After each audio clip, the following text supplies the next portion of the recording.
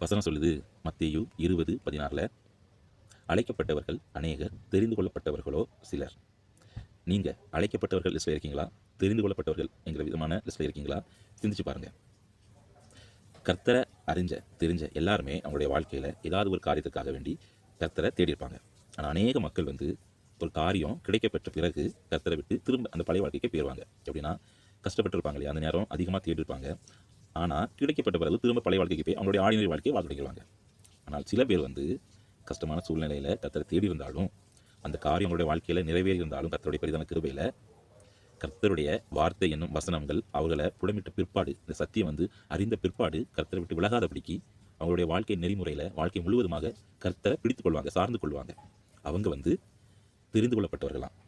தேவைக்கு வந்துக்கிட்டு விலகி போனவங்கள் அழைக்கப்பட்டவர்கள். இந்த நாட்களில் நீங்கள் தெரிந்து கொள்ளப்பட்டவர்கள் லிஸ்ட்டில் இருக்கீங்களா? அழைக்கப்பட்டவர்கள் லிஸ்ட்டில் இருக்கீங்களான்னு சிந்திச்சு பாருங்கள்.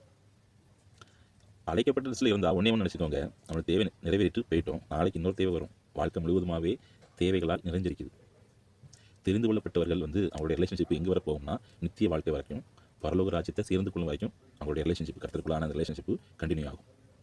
நம்மளுடைய வாழ்க்கை அழைக்கப்பட்டவர்களுடைய நிலைமையில் இருக்குதா, தெரிந்து கொள்ளப்பட்டவர்களுடைய நிலைமையில் இருக்குதா என்கிற விதமாக சிந்திச்சு, நித்திய வாழ்வுக்கு நேரான, தெரிந்து கொள்ளப்பட்டவர்களுடைய வாழ்க்கைக்கு நேரான காரியத்துக்கு நம்மளை ஒப்புக் கொடுப்போம். கர்த்தருடைய கற்பனைகளை கை கொண்டு அவருடைய வசனங்கள் நம்மளை கூடமிட நம்மளை விட்டுக் கொடுப்போம். அவர் விரும்புகிற பாத்திரமாக வாழ முயற்சி பண்ணுவோம்.